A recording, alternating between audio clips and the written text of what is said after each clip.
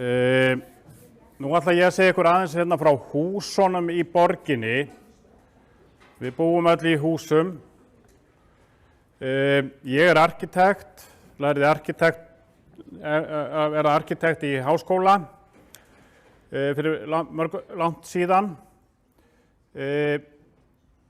Það er fullt af húsum í Laugardalnum. Það eru svona hús eins og þessi, það eru blokkir upp á nokkrar hæðir eins og í Heimunum, það eru ný hús eins og inn í Vogabyggð sem þið sjáið þarna á myndinni og svo eru þarna háhýsi upp á nærri 10 hæðir, það eru lítil hús, það eru svona einbýlishús, það eru raðhús, það eru parhús og alls konar byggingar, það eru skólabyggingar, við erum hérna í skólabyggingu, það eru íþróttahús eins og Laugardalslaugin og Laugardalshöllin, það eru skólar og leikskólar og búðir og til þess að búa til þessi hús þá þarf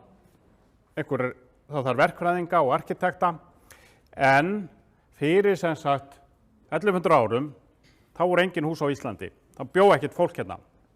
Það braust út stríð í Noregi og fólk, fjölskyldur og ættir þurftu að flýja. Það er ekkert ósvipað því sem er í Úkraínu í dag og þið sjálfsagt hafið heyrt af. Og þetta fólk, það fór allt saman með dótið sitt upp í skip og sigldi til Íslands.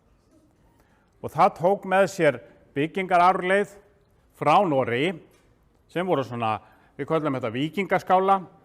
Í Haukadal er staður sem heitir Eiríksstaðir.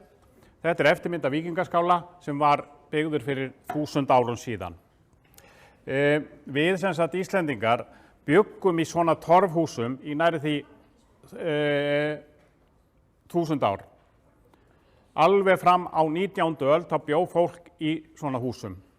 Og það finnast ennþá svona hús, til dæmis á Árbæjarsafni. En við skulum aðeins fara aftur út í heim og skoða fyrstu húsin. Það er fróðlegt fyrir ykkur að vita það að húsin sem fólk býr í dag í, þau voru allt öðruvísi fyrir einhverjum mörg þúsund árum síðan. Það er talið að á þessum svæðum hérna í Afríku hafi fyrstu húsin verið reist og þau voru svona, það sem var skógur, þar voru byggð svona létt hús sem við getum kallað tjöld og síðan það sem ekki var neitt skógur og til dæmis hellar, þar bjó fólk í hellum. Þetta vitum við út frá svona myndlist sem hefur fundist á í þessum hellum. Húsin okkar mótuðust út frá aðstæðum, út frá veðurfari. Það eru til mismunandi hús eftir aðstæðum. Þarna efst uppi er til dæmis snjóhús. Það var mjög fínt að dvelja í því þegar eskimóarnir voru á veiðum. Það var hlýtt þar inni, þó að það væri 20-30 stiga frost úti. Það voru til þessi torfhús í kalda norðri, í Noregi og á Íslandi. Þarna er stólpahús frá hitabeltinu. Það var hagstætt hús vegna þess að það rigndi. Það urðu svona hitabeltisrigningar, þar sem var gífurleg flóð og þá var gott að búa í svona stólpahúsi og skýla sér fyrir þessum miklu rigningum. Hér er svo hérna lengst til vinstri er svo leirhús frá Afríku. Það var gott að hafa svona þétt hús með litlum gluggum og flötu þaki til þess að skýla sér fyrir mikilli sól og líka safna vatni á flata þakið. En við höfum verið að byggja turna alls konar mjög lengi. Babelsturnin er lýst í Biblíunni, Mósebók. Það voru byggðir píramídar. Hérna er til dæmis píramídin í Gísa sem var byggður fyrir 4500 árum síðan. Var þá hæsta bygging í heimi. Það er önnur gömul bygging hérna sem heitir Partheon og er frá Aþenu, 2500 ára gömul. Hefur staðið mjög lengi. Það er hús sem heitir Skakkiturnin. Hann byrjaði að skekkjast strax eftir byggingu og hélt áfram að skekkjast í nærri 800 ár, alveg þangað til núna á 20. öld, þegar það tókst loksins að rétta hann við.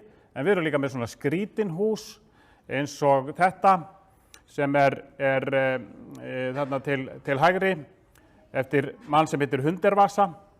í Vínarborg, svo þetta skrýtna hús þarna sem eftir mann sem hét Antonio Gaudí og frá Barcelona. Hér eru fleiri hús eftir Antonio Gaudí. Þetta eru yfir 100 ára gömul hús. Við Íslendingar byrjuðum að byggja úr steini, til dæmis eins og Viðeyjarstofa fyrir 250 árum síðan. Hér eru myndir af timburhúsum, bárujárnshúsum, gömlum húsum. Hér einn svona gömul kirkja sem fyrsti íslenski steinsmiðurinn og hönnuðurinn byggðu. En svo breytist rosalega margt þegar kemur svona nútíma arkitektúr. Þá hætta húsin að taka mið af aðstæðum á hverjum stað og verða svolítið lík allstaðar. Við fáum svona hús úr gleri og stáli og steinsteypu sem eru víða. Það alveg sambærileg hús í Reykjavík. Það til dæmis eins og Hallgrímskirkjan sem hátt hús og glerturnin í Borgartúni og svo Ráðhúsið í Reykjavík. Við erum líka með svona hús eins og þetta sem háskólabygging í Boston. Þetta hús lítur svolítið út eins og hafi orðið fyrir sprengjuárás, en það á að líta svona út. Og síðan erum við með hús eins og Hörpu sem svona glerhús. Þetta eitt dýrasta hús Íslandssögunnar, mjög dýrt og flókið. Það þarf mjög marga arkitekta og verkfræðinga til að hanna svona hús.